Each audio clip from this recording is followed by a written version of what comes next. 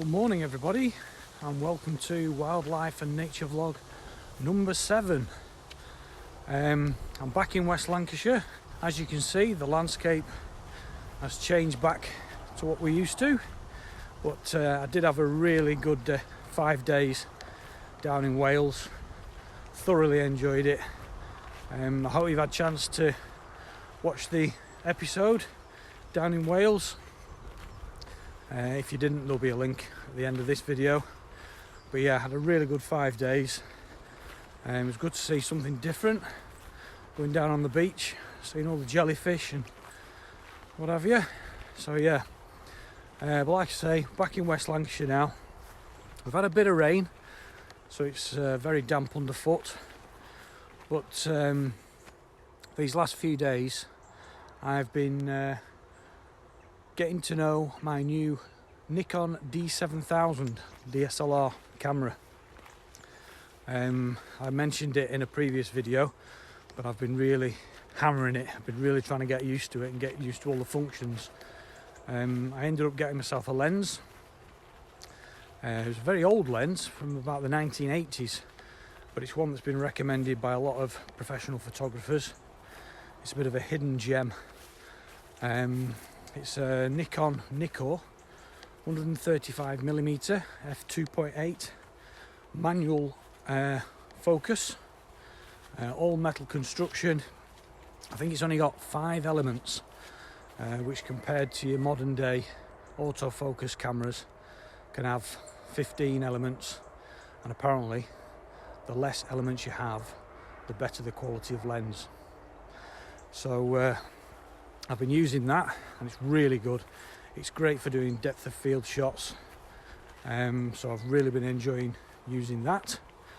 And yesterday I visited some friends of mine who I've known for a long time, great friends of mine, and he had a Nikon autofocus lens. It was a 55 to 200mm lens with image stabilization, or VR as it's called, with Nikon lenses, and he very kindly sold me that.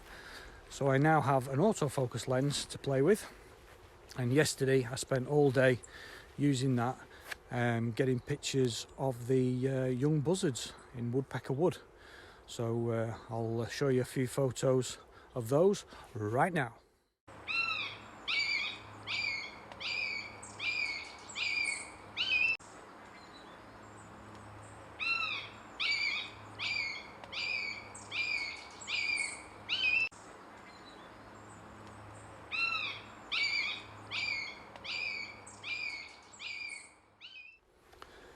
So yeah, that was the buzzards. I was in the woods for ages, just taking photos, changing all the settings, testing all the different features of the camera. I'm just going to have a quick look, check on the foxes, see if there's anything obvious. So yeah, that's what I've been doing these last few days. I've been playing around with that camera, and I'm really enjoying it. It's not easy, but it's a particular interest of mine, and I'm really keen to get to grips with it. If you're new to the channel or you haven't yet subscribed, then please click on the subscribe button down below, and don't forget to click on that bell icon so you don't miss out on my next video.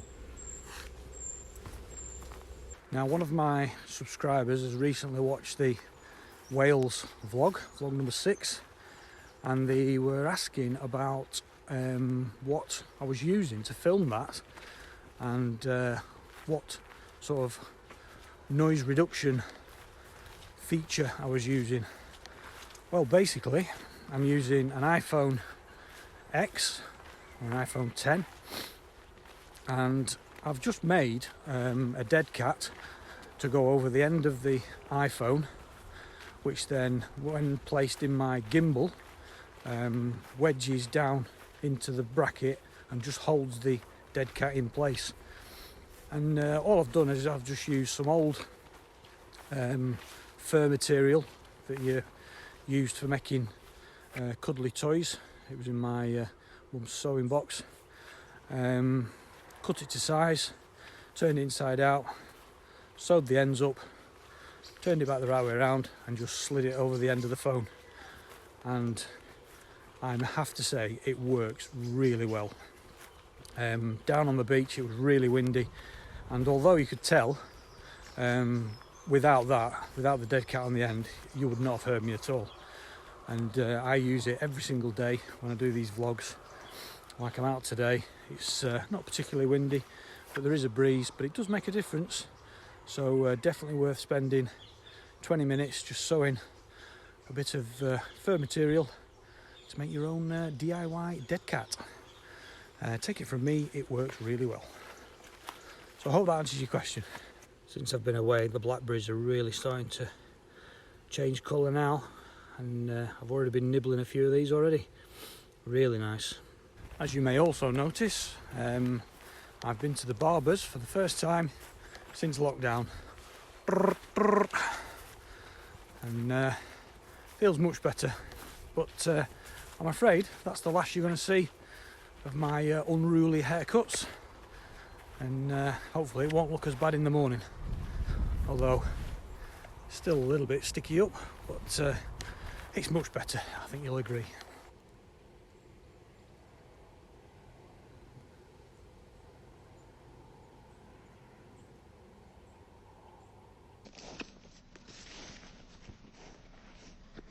Although I've been seeing a lot of the young buzzards, 5 young buzzards, I've not seen anything of the kestrels at all, apart from one brief glimpse as I was walking along this path. One just flew out the tree, straight across the other side of the meadow and into another tree. But other than that, not seen anything at all, not even heard them. So I think we can safely say they've gone.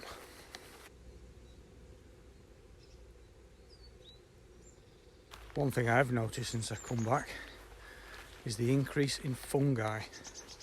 There's a lot of it starting to appear now.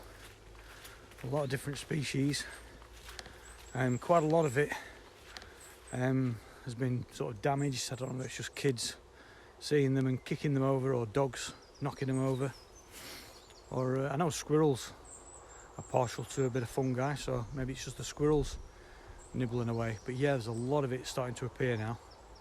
So that's something I'll be able to keep my eye on and see what new species appear.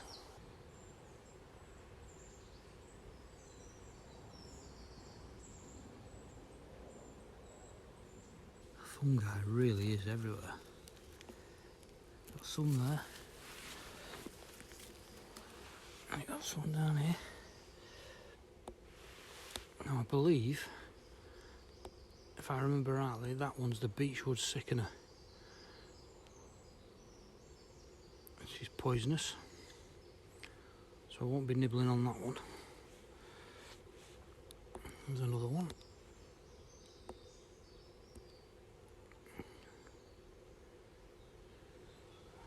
And there are a lot of beech trees in this woodland. There, in fact.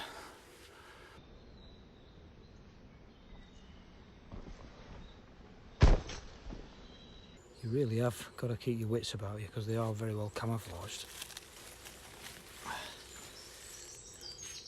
See that one there? It's not in very good order, but it's there. It's quite dull today, so they're quite difficult to spot. And literally a couple of paces up the path, and there's some more. It's a nice one, that. I'll have to check all these up when I get back.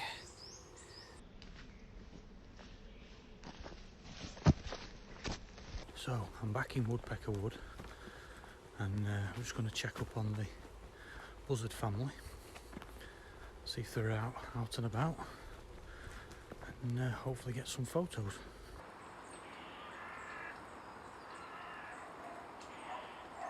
It's literally sat right in front of me on this log. It's just behind that little branch.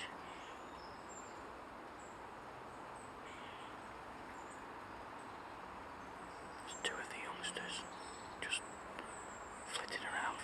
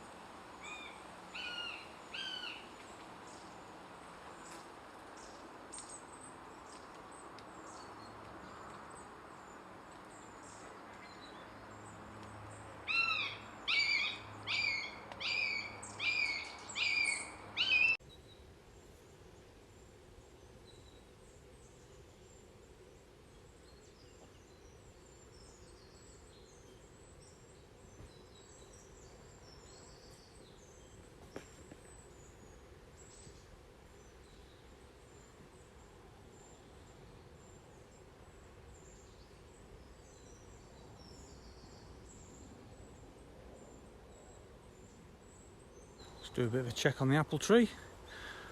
Line up the markers. In we go.